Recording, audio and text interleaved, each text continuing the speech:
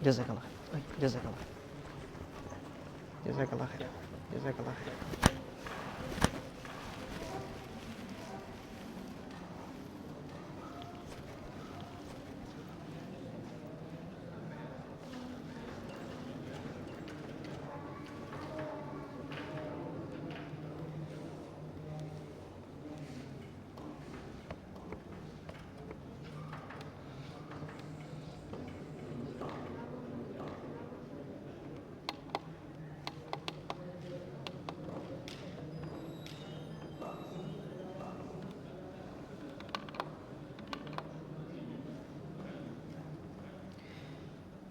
Bismillahirrahmanirrahim. Bismillahirrahmanirrahim. Innal hamdalillah nahmaduhu wa nasta'inuhu wa nastaghfiruhu wa na'udzu billahi min shururi anfusina wa sayyiati a'malina. Man yahdihillahu fala mudilla lahu wa man yudlil fala hadiya lahu. Wa ashhadu an la ilaha illallah wahdahu la syarika lahu wa ashhadu anna Muhammadan 'abduhu wa rasuluhu. Allahumma shalli wa sallim wa barik ala Muhammadin wa ala alihi wa ashabihi wa man ihtada bihadihi واستنى بسنته إلى يوم الدين. أما بعد. Alhamdulillah jamaah salat maghrib masjid dirahmati oleh Allah Subhanahu wa taala. Sebelumnya pertemuan di 2 pekan yang lalu kita telah membaca hadis Jabir bin Abdullah radhiyallahu taala anhu yang menyatakan bahwasanya talak itu tidak dianggap jatuh kecuali setelah terjadinya akad nikah wala itqa, kemudian memerdekakan budak. Ini juga tidak terwujud illa ba'da milkin, kecuali budak tersebut telah dimiliki. Hadis ini dibawakan oleh Al-Hafidz Ibnu Hajar rahimahullah itu di dalam kitab Bulughul Maram ini untuk menegaskan bahwasanya tidak ada hak bagi siapapun yang belum memiliki hak menjatuhkan talak untuk menjatuhkan talak. Nah, namun hadis ini ada kelemahannya. Rawahu Abu Ya'la wa shahhahul Hakim, kata Al-Hafidz Ibnu Hajar, wa huwa ma'lul. Tetapi ada illah atau sebab kelemahan yang tersembunyi. Wa akhraja Ibnu Majah 'anil Miswar ibn Makhramah mithlah.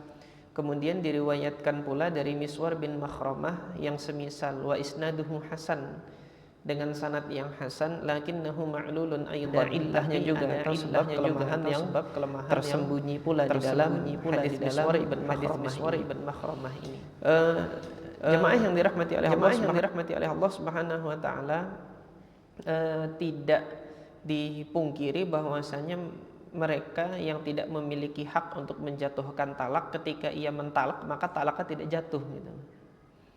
Seorang laki-laki mengatakan aku mentalak istri fulan gitu. Istri orang lain ditalak nggak bisa karena dia tidak memilikinya gitu. Sehingga hak untuk menjatuhkan talak tidak ada. Nah, kemudian yang menjadi perdebatan di kalangan para ahli fikih adalah ketika seorang belum nikah, masih membujang, tapi dia mengucapkan suatu pernyataan, kalau saya menikahi fulanan gitu. Dia menyebutkan nama seorang gadis, kalau saya menikahi fulanah, si gadis itu gitu kan, maka dia saya talak gitu. Tapi dia belum menikah gitu kan. Ternyata takdir Allah berkata, akhirnya dia menikahi si wanita tersebut. Apa hukumnya? Ucapan talak yang sudah dia ucapkan sebelum dia melangsungkan akad nikah dulu gitu kan. Dan dia main-main saja, nggak mungkin aku nikah sama dia. Pokoknya kalau aku nikah sama dia nanti aku talak dia. Makanya begitu aku nikah dia talak gitu. Nah, ternyata Allah takdirkan dia menikah dengan wanita itu gitu. Apakah jatuh talaknya atau tidak, ini yang diperdebatkan oleh para ulama. Maka dihadirkanlah hadis-hadis yang semisal ini oleh Al-Hafidz Ibnu Hajar rahimahullah untuk mengisyaratkan adanya diskusi di kalangan para fuqaha mengenai permasalahan ini. Ketika seorang menyatakan demikian, melangsungkan akad nikah, dia belum nikah sama siapapun, kemudian dia mengatakan kalau nanti saya menikah saya mentalak dia gitu loh. Nah ini jatuh talaknya atau tidak? Ada berbagai pandangan, ada klasifikasi atau pengelompokan pandangan yang nanti insya Allah akan kita sebutkan. Nah hadis yang ke-12 yang dibawakan oleh Al-Hafidz Ibnu Hajar dalam kitab Bulughul Maram ini hadisnya terdapat kelemahan. Namun hadis yang nanti paling kuat dijadikan sebagai dasar bagi jumhur atau mayoritas ulama untuk menegaskan bahwasanya itu tidak jatuh talak. Jadi meskipun demikian, pada saat nanti dia menikah itu tidak jatuh talak, karena dia mengucapkannya pada saat dia belum memiliki apa-apa.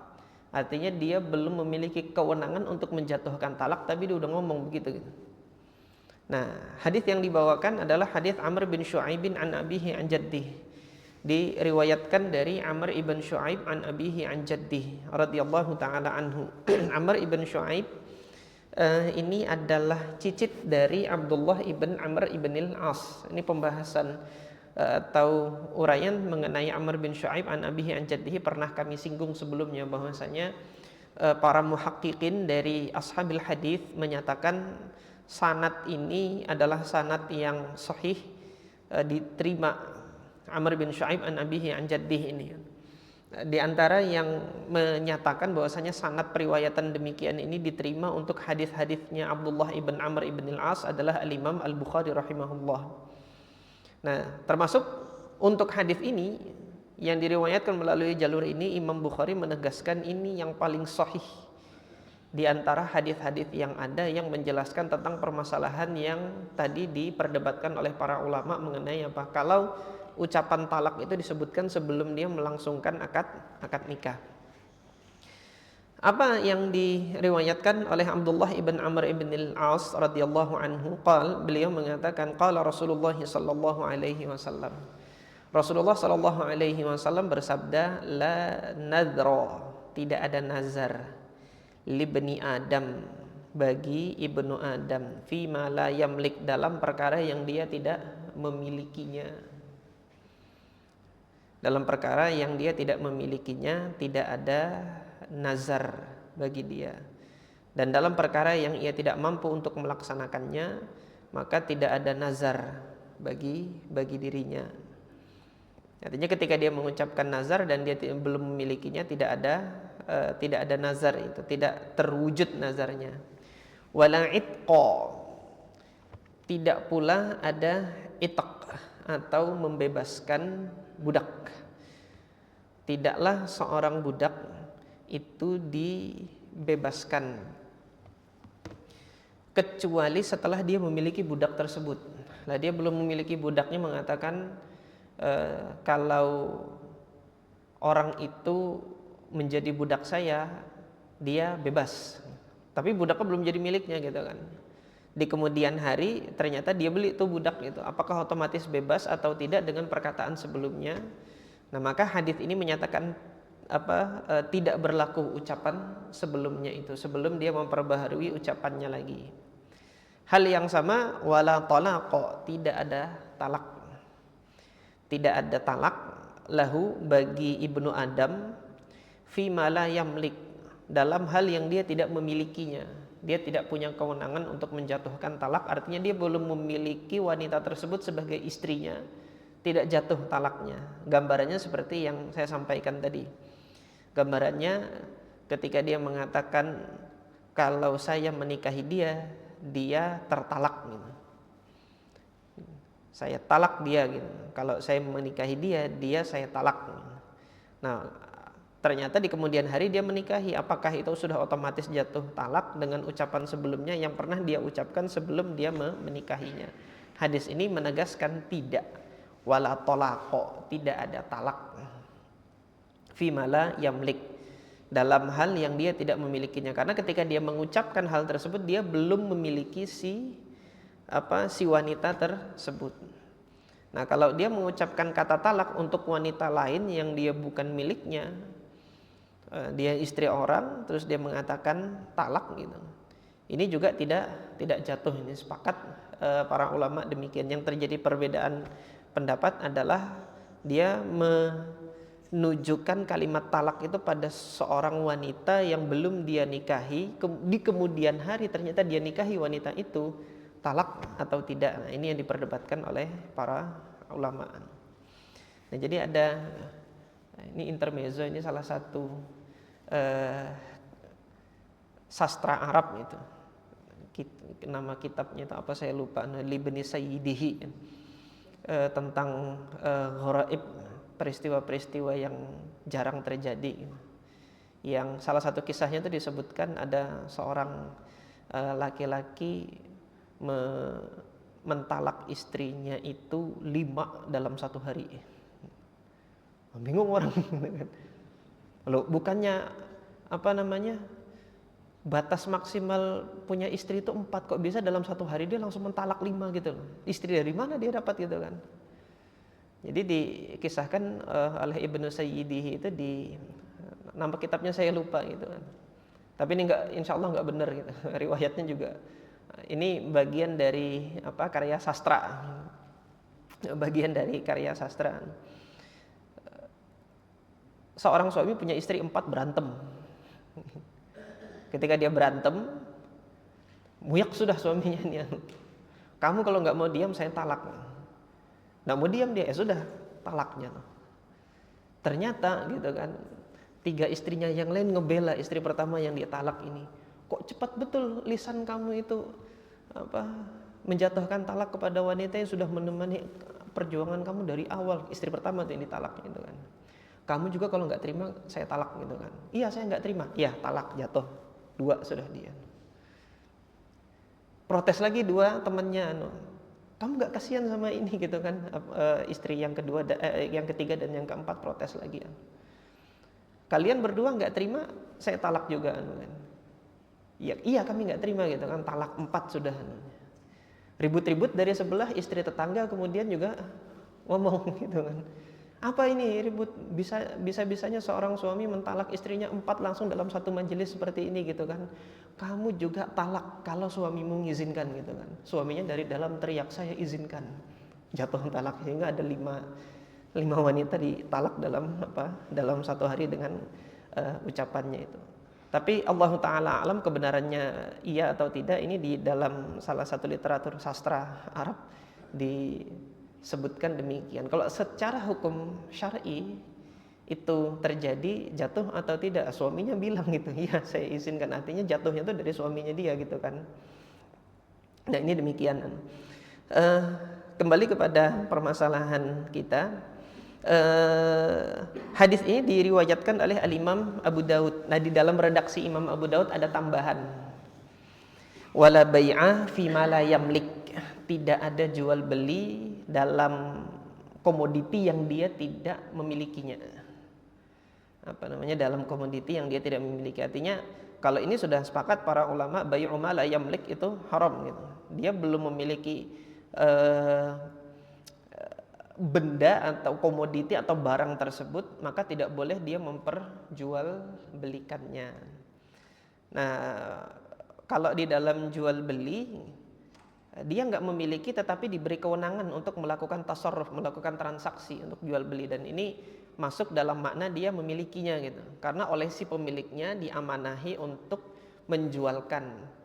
Maka akadnya taukil, dia menjadi wakil dari si pemiliknya untuk memperjualbelikan barang yang dimiliki oleh si pemilik. Nah, yang demikian ini tidak termasuk di dalam larangan jual beli fi ma la yamlik, jual beli barang yang tidak dimiliki. Jual beli barang yang tidak dimiliki itu orang jual tanah misalnya gitu kan. Sertifikat bukan punya dia, bukan atas nama dia, kemudian dia jual gitu kan. Terus kemudian dia palsukan sertifikat ini. Ini salah satu contoh ketika ini terjadi. Atau nanti perkara-perkara yang lain, komoditi-komoditi yang lain dia akui ini sebagai barangnya, kemudian dia jual, ini tidak diperkenankan dalam syariat, dan jual beli yang demikian ini tidak sah. Nah, ini tambahan dari redaksinya Imam Abu Daud. Wa Tirmidzi, dan diriwayatkan oleh Imam Tirmidzi, wa shahhaha. Al-Imam At-Tirmidzi rahimahullah mengatakan ini hadis hasan sahih. Imam Tirmidzi menegaskan ini hadis hasan sahih, hadits Abdullah ibni Amr, yaitu hadis ini adalah hadis hasan sahih. Ini istilahnya Imam Tirmidzi sendiri, hasan sahih. Ini sudah pernah kami sampaikan makna dari istilah hasan sahih ini. Para ulama berbeda pendapat. Pendapat yang saya cenderung kepadanya yaitu pendapat Al-Imam Ibnu Rajab Al-Hambali, bahwasanya makna dari hasan sahih ini adalah hadis sahih yang memiliki jalur periwayatan lebih dari satu. Oleh sebab itu ketika Imam Tirmidzi mengatakan hasan sahih, selalu Imam Tirmidzi itu membawakan riwayat lain dari sahabat-sahabat selain yang disebutkan dalam sanad ini. Sanad ini kan sahabatnya Abdullah ibn Amr ibn al-As.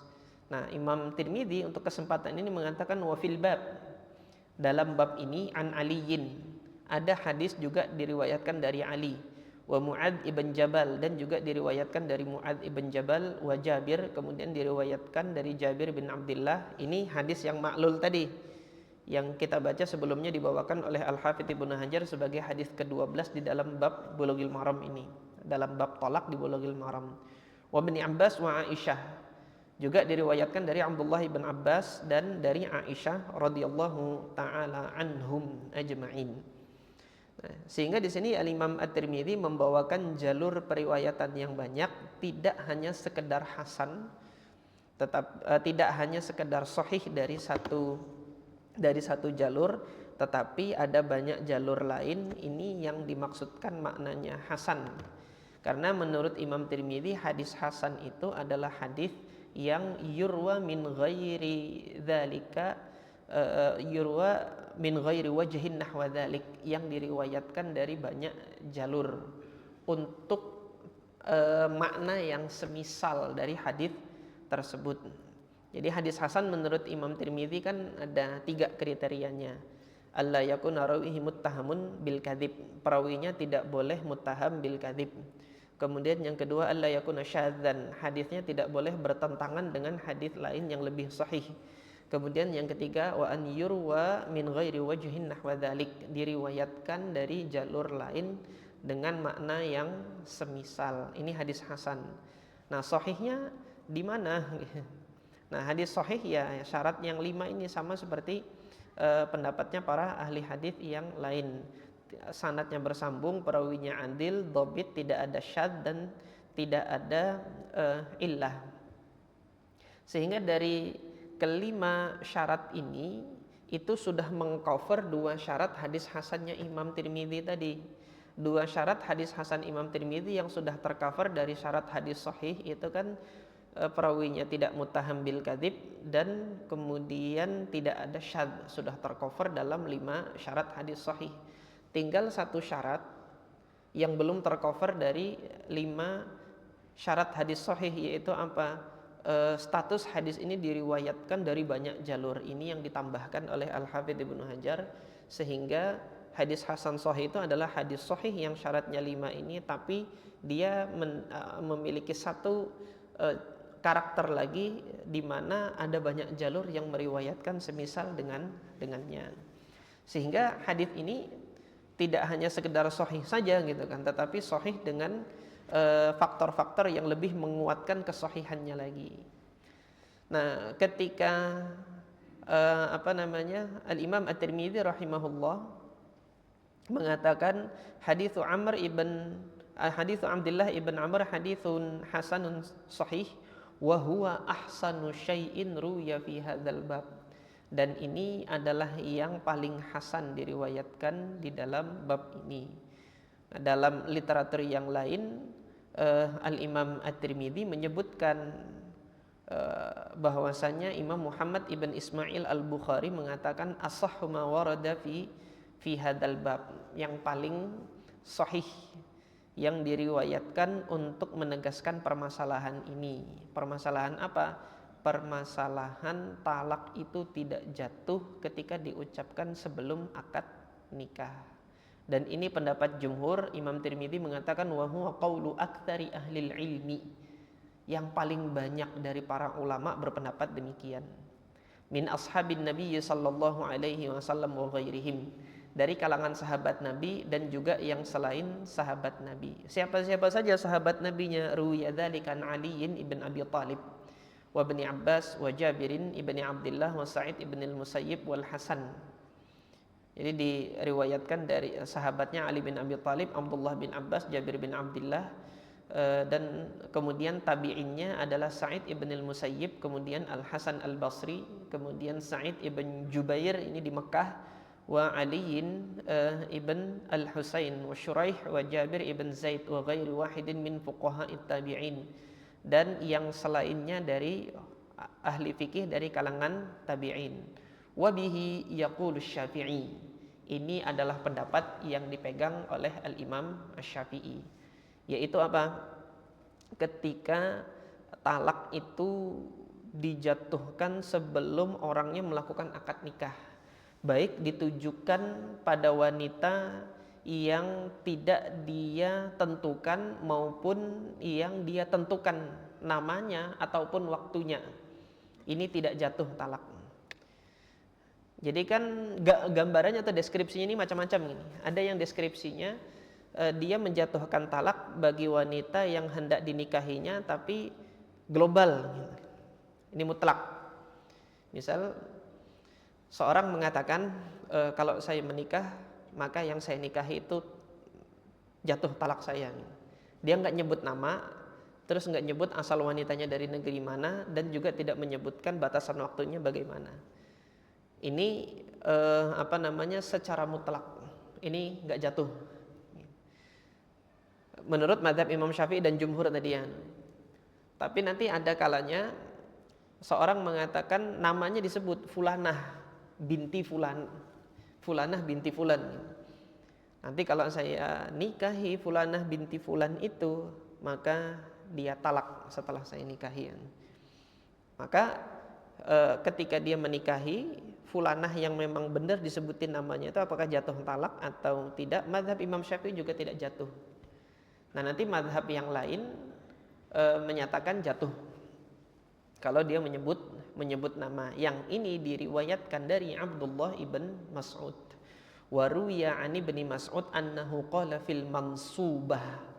Abdullah ibn Mas'ud itu menegaskan bagi wanita yang mansubah. Mansubah itu muayyanah, ditentukan namanya, disebutin namanya secara ta'yin. Innaha tatluk, bahwasanya dia jatuh talaknya kalau emang benar dia nikahi. Jadi ketika seorang laki-laki mengatakan kalau saya nikahi Fulanah bin Fulan, yang disebutin namanya, begitu dia nikah dan kemudian dia katakan saya talak ketika saya menikahi Fulanah bin Fulan, pada saat dia menikahi benar setelah melakukan akad nikah, otomatis jatuh talaknya. Ini berdasarkan fatwanya Abdullah ibn Mas'ud radhiyallahu taala anhu. Wa qad ruwiya an Ibrahim an-Nakhai wa Sya'bi wa ghairihima min ahli al-ilmi annahum qalu idza waqqata. Pendapatnya Al-Imam Ibrahim An-Nakhai, kemudian Al-Imam Asy-Sya'bi, Amir bin Syarahbil Asy-Sya'bi, ini fuqaha tabi'in di Kufah, menegaskan dia jatuh kalau menetapkan waktunya. Ta'yinnya itu ditetapkan waktunya. Kalau dia tidak menetapkan waktu, maka tidak jatuh. Jadi ketika dia mengatakan kalau setelah 3 hari ketika saya nikahi Fulanah itu, maka dia jatuh talaknya. Sebutin. Ternyata baru menikahi Fulanah tersebut ketika sebulan yang akan datang. Nah ini nggak jatuh. Tapi dia terikat pada waktu yang ditetapkan oleh si laki-laki yang tersebut. Wa huwa qaulu Sufyan ats-Tsauri wa Malik. Ini pendapatnya Imam Sufyan ats-Tsauri dan Imam Malik, annahu idza samma imra'atan bi'ainiha aw waqqata waqtan, yaitu ketika seseorang itu menyebutkan nama wanita secara personnya, orangnya, aw waqqata atau menetapkan waktu, aw qala atau dia mengatakan in tazawwajtu min qurati kadza, atau dia menyebutkan kalau saya menikahi wanita dari wilayah desa ini, dia menyebutkan negerinya atau nanti menyebutkan sukunya. Fa innahu intazawwaja fa innaha tatluq. Maka kalau memang benar dia menikahi itu maka jatuh talaknya. Jadi bentuk ta'yinnya itu menyebutkan nama atau menetapkan waktu atau menyebutkan asal wanita tersebut dari negeri mana atau suku mana, qabilah mana. Kalau benar dia nikahi sesuai dengan yang disebutkan, maka pada saat dia melangsungkan akad nikah, talaknya jatuh. Ini pendapatnya Imam Sufyan Ats-Tsauri dan Imam Malik ibn Anas. Tapi kalau dia mengitlaqkan, membebaskan, tidak nyebutin nama, tidak nyebutin asal daerah, hanya mengatakan kalau saya nikah istri saya talak gitu, maka ini tidak jatuh talak ketika dia menyebutkan sebelum akadnya. Jadi pendapat kedua ini membedakan, mentafsil namanya itu. Mentafsil, membedakan, memperinci. Kalau keadaannya begini jatuh, kalau keadaan begini tidak jatuh. Beda tadi mazhab jumhur, mau dia diucapkan secara mutlak atau diucapkan secara terperinci, disebutkan nama atau disebutkan asal wilayahnya, disebutkan asal sukunya, dia menetapkan waktunya ataupun tidak. Mazhab jumhur ulama enggak jatuh kalau itu diucapkan sebelum akad nikah. Wa amma Ibnul Mubarak, kata Imam Syafi'i, adapun Abdullah Ibnul Mubarak fashaddada fi hadzal bab. Al-Imam Abdullah Ibnul Mubarak memperketat permasalahan ini. Fashaddada fi hadzal bab wa qala in fa'ala la aqulu hiya haram. Kalau memang dia melakukan semisal tadi yang digambarkan, maka Abdullah Ibnul Mubarak mengatakan, aku tidak menyatakan bahwasanya wanita itu haram, artinya tidak jatuh talaknya itu. Baik tadi dengan memutlakkan atau dengan mentain tadi, menyebutkan nama. Abdullah Ibnul Mubarak lebih tegas lagi, enggak. Dia melakukan yang seperti itu, artinya mengucapkan talak sebelum akad nikah. Begitu memang menikahi wanita yang disebutkan, baik wanita tersebut itu disebutin namanya, asal sukunya, atau tidak sama sekali, maka kata Abdullah ibn Mubarak sama seperti jumhur, aku tidak mengatakan dia haram atas dirinya, la aku luhia haram. Ini pendapatnya Al-Imam Abdullah ibn Mubarak. Wa qala Ahmad, Al-Imam Ahmad ibn Hanbal rahimahullah menyatakan, in tazawwaja la amuruhu an yufariqa imra'atahu, sama seperti jumhur ulama tadian. Kalau memang dia menikahi wanita tersebut, aku tidak akan memerintahkannya untuk berpisah dengan istrinya, sama seperti pendapat jumhur ulama. Wa qala Ishaq, Al-Imam Ishaq ibn Rahawiyah menegaskan, ana ujizu fil mansubah li hadits Ibnu Mas'ud. Al-Imam Ishaq ibn Rahawiyah ini gurunya Imam Bukhari, lebih cenderung sebagaimana ucapannya Abdullah ibn Mas'ud tadi. Kalau dia disebutkan namanya, diperinci namanya, maka jatuh talak. Wa in tazawwajaha la aqulu tahrumu alaihi imra'atuhu.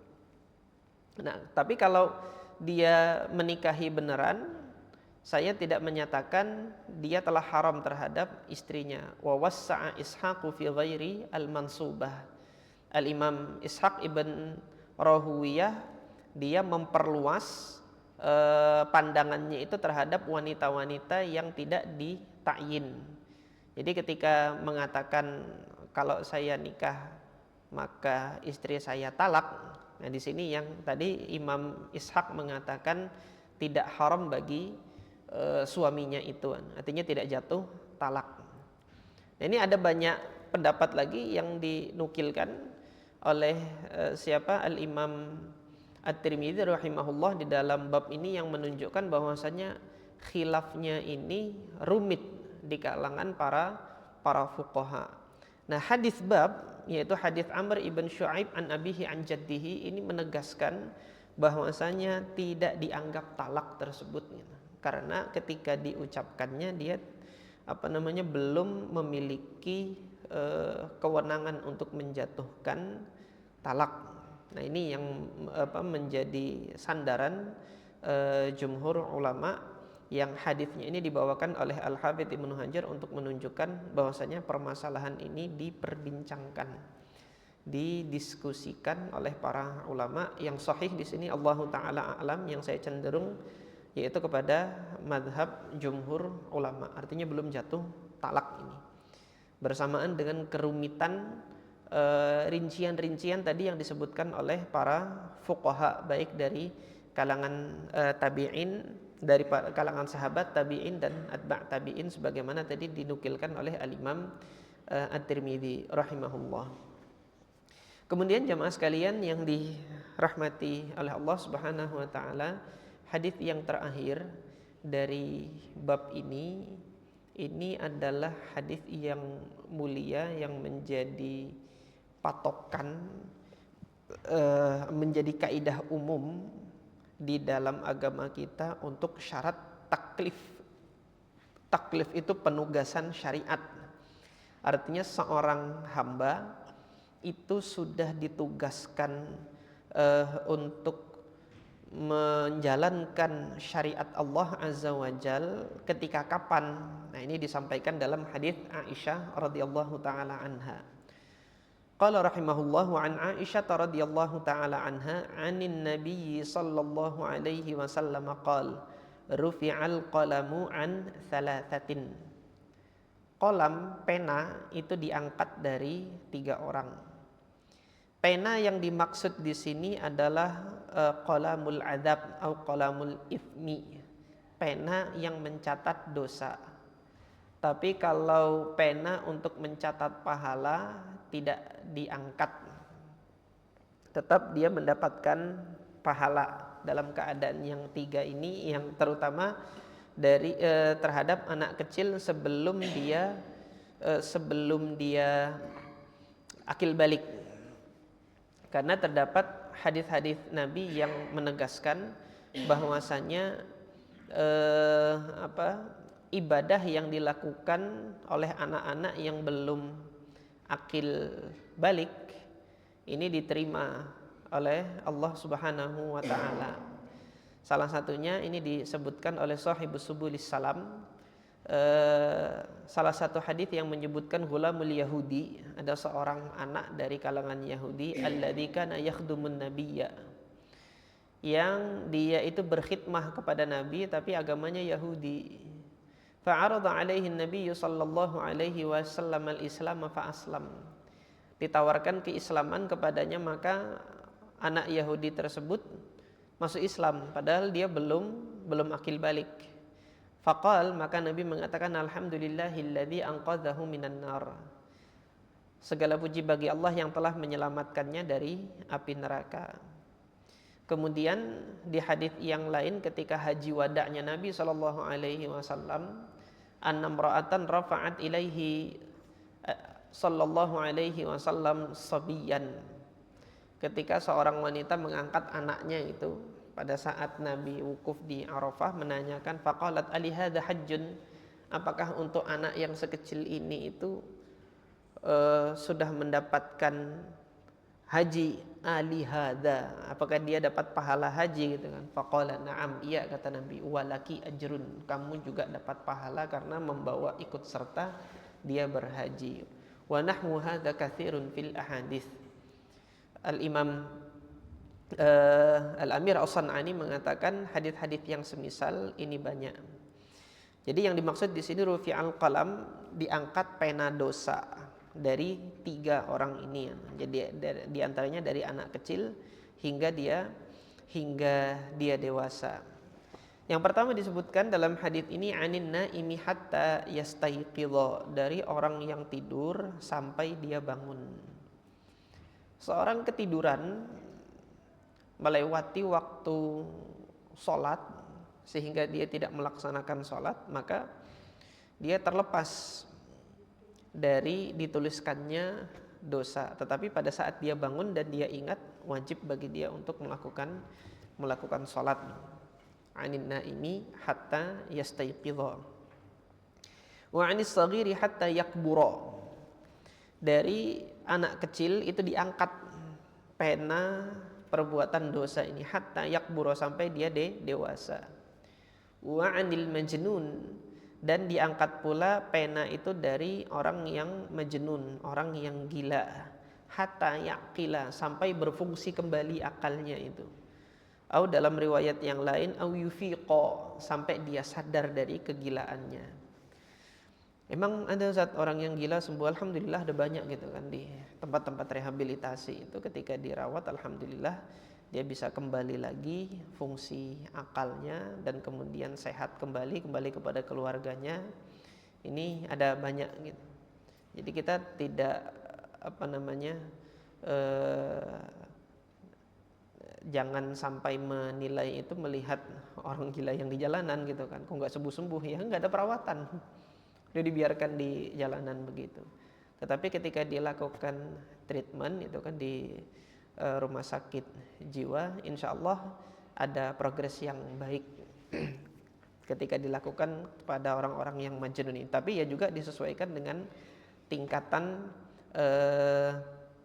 kemajnunannya itu gitu kan. Ada yang parah sehingga membutuhkan treatment yang lebih ekstra ketat lagi, ada yang kemudian depresi sampai menuju ke ada juga gitu kan.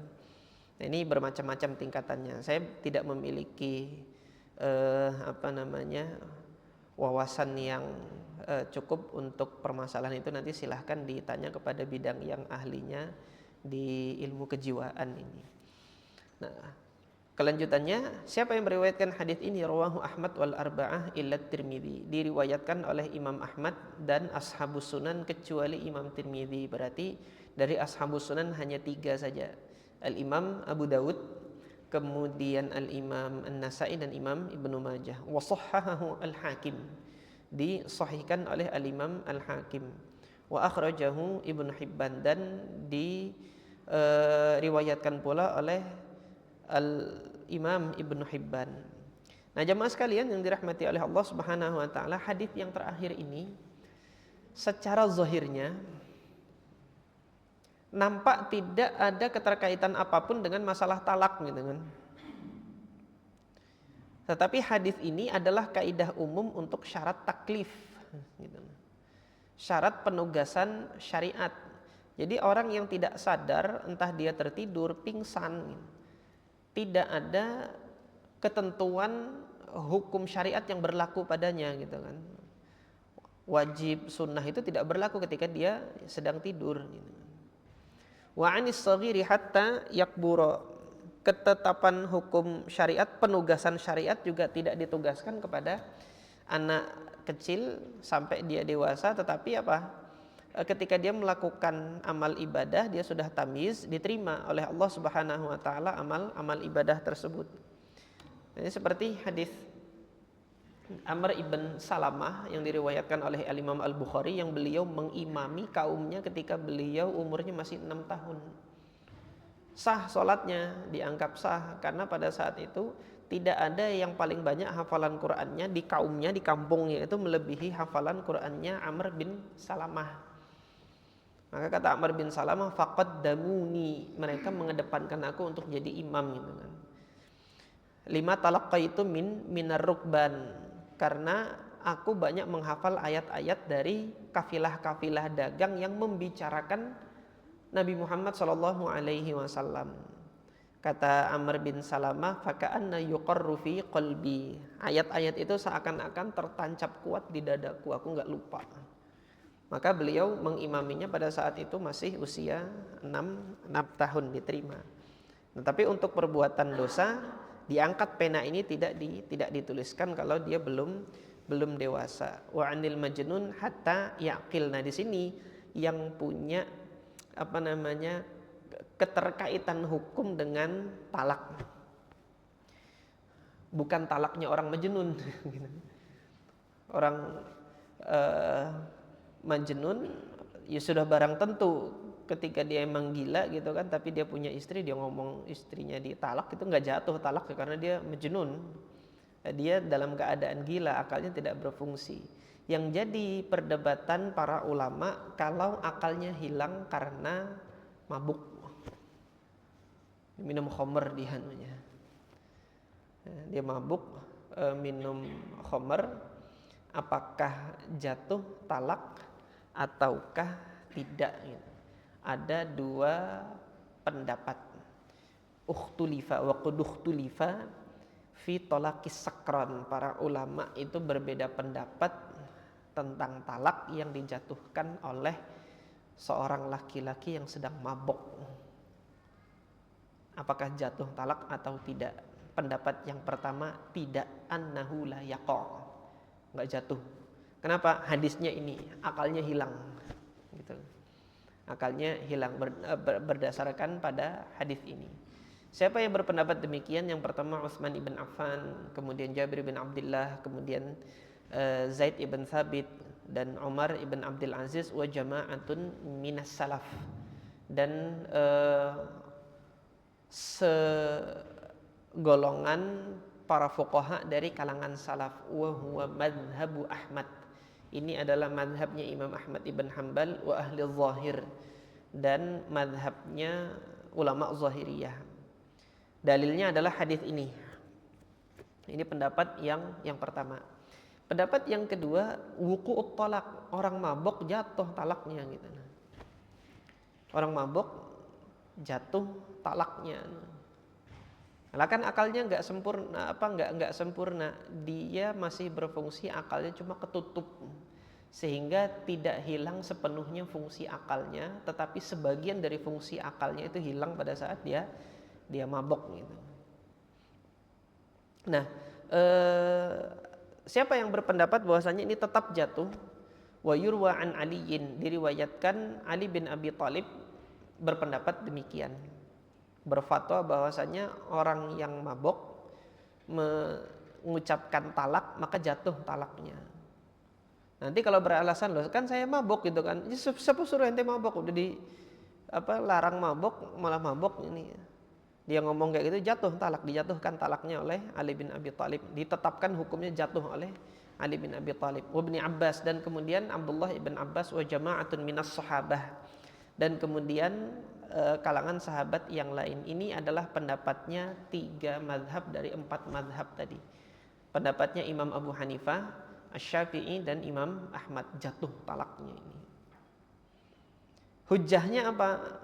Hujjahnya adalah kalam Allah di surah An-Nisa ayat 43, ya ayyuhalladzina amanu la taqrabus salata wa antum sukara. Janganlah kalian mendekati salat ketika kalian sedang dalam keadaan mabuk.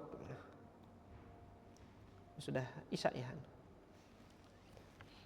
Sedikit saya sampaikan ini. Ya ayyuhalladzina amanu la taqrabus salata wa antum sukara hatta ta'lamu ma taqulun, sampai kamu sadar apa yang kamu ucapkan. Nah, wajhul istidlalnya di mana? Pendapat 3 mazhab tadi, Abu Hanifah, Malik, Syafi'i, dan Ahmad. Hujjahnya la taqrabus shalah wa antum sukara, jangan kamu dekati salat sedang kamu dalam keadaan mabok. Larangan jangan ini ditujukan pada orang yang sedang mabok gitu. Kalau ini larangan gitu kan, maka ini taklif, penugasan syariat. Ketika dia penugasan syariat, ayatnya menyebutkan wa antum sukara, sedang kalian dalam keadaan mabok. Artinya dalam hal ini untuk larangannya itu tetap Allah berlakukan meskipun dia mabok.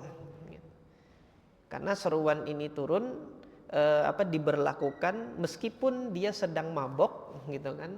Dengerin ayat ini, jangan dia dekat-dekatin salat. Kalau demikian, orang yang mabok ini masih berlaku hukum taklif atau penugasan syariat, masih berlaku atas dirinya meskipun dia mabok gitu. Nah, oleh sebab itu karena masih diberlakukan penugasan syariat taklif gitu kan terhadap orang yang mabok ini, dia mengucapkan itu dosa juga masih ditulis, nggak diangkat. Karena dalam hal ini sukaro sakron, keadaan mabuk itu belum hilang sepenuhnya. Akal itu belum hilang sepenuhnya, akan tetapi fungsinya itu tertutup. Oleh sebab itu nama minumannya disebut dengan khamr, karena khamr itu menutup fungsi akal. Allahu taala a'lam. Saya lebih cenderung kepada pendapat yang kedua ini. Di satu sisi lebih banyak, yaitu Imam Abu Hanifah, Malik, dan Al-Imam Asy-Syafi'i yang berpendapat bahwasanya tetap dijatuhkan talak itu ketika diucapkan dalam keadaan mabok akibat minuman keras. Adapun hadis ini berlaku bagi majnun yang memang fungsi akalnya hilang sepenuhnya. Sementara yang mabok ini masih ada sebagian dari fungsi akalnya. Jadi demikian, mudah-mudahan bermanfaat. Kita cukupkan sampai di sini. Aqulu qouli hadza wa astaghfirullah li wa lakum. Subhanakallahumma rabbana wa bihamdika asyhadu an la ilaha illa anta astaghfiruka wa atubu ilaik. Assalamualaikum warahmatullahi wabarakatuh.